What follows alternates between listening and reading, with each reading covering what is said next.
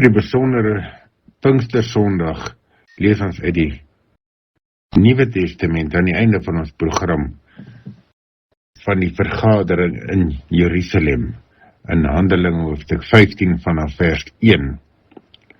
Daar het mense van Judea afgekom en die gelowiges wys gemaak.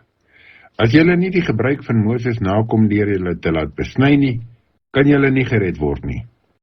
Toe Paulus en Barnabas hulle daarteen verset en in 'n heftige meningsverskil met hulle betrokke geraak het, is daar besluit dat hulle 2 en nog 'n paar ander van die gemeente na die apostels en ouderlinge in Jerusalem moet gaan in verband met hierdie vraagstuk. Nadat die gemeente hulle van die nodige vir die reis voorsien het hulle deur Fenisië en Samaria gegaan en vertel van die bekering van die heidene. Hieroor was al die gelowiges baie bly.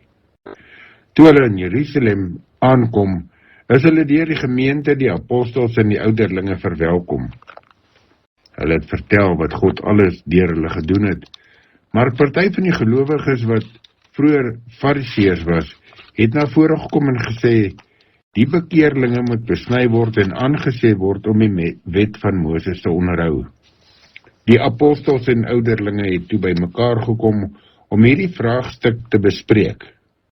Na 'n lang bespreking het Petrus opgestaan en vir hulle gesê, broers, julle weet dat God my lankal uit julle geleerdere gekies het om die evangelie aan die heidene nasies te verkondig sodat hulle kan glo. En God wat die harte, wie die harte ken, het dit bevestig deur die Heilige Gees aan hulle te gee, net soos aan ons. Hy het geen onderskeid tussen ons en hulle gemaak nie. Hy het ook hulle harte deur die geloof gereinig.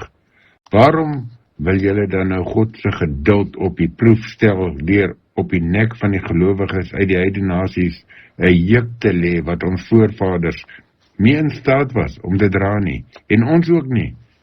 Nee, ons en ook hierdie gelowiges glo dat ons net deur die genade van die Here Jesus gered word. Daarna het al die mense stil gebly en na Barnabas en Paulus geluister.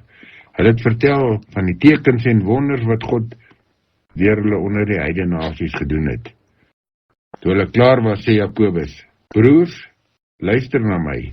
Simon het verduidelik hoe dit God self is, wat begin het om na die heidene nasies om te sien deur vromme volk uit hulle te versamel. Die profete sê dieselfde, daar staan geskrywe, daarna sal ek terugkom, en ek sal die vervalle huis van Dawid weer opbou, ek sal sy bouvalle herstel en dit weer regmaak, sodat al die ander mense die Here kan soek. Ja, al die heidene nasies wat ek geroep het om my eiendom te wees, sê die Here wat hierdie dinge doen.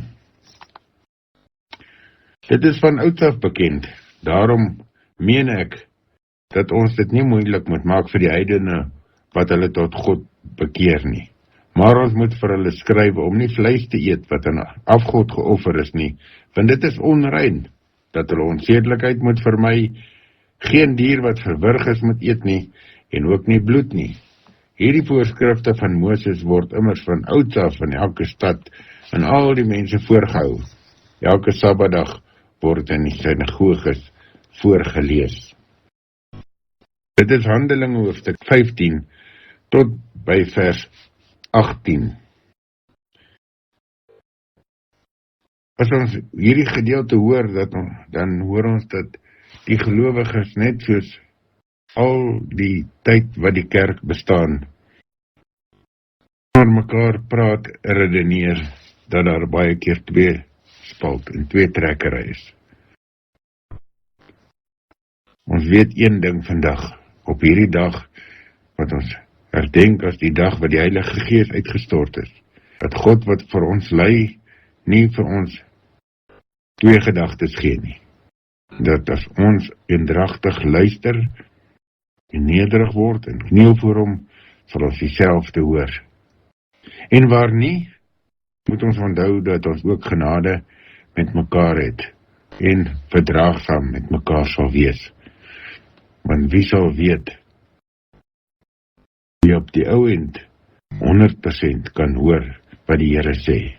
En daarom mag die genade van die Here Jesus Christus, die liefde van God en die gemeenskap van die Heilige Gees met elkeen van julle wees en bly tot in ewigheid. Amen.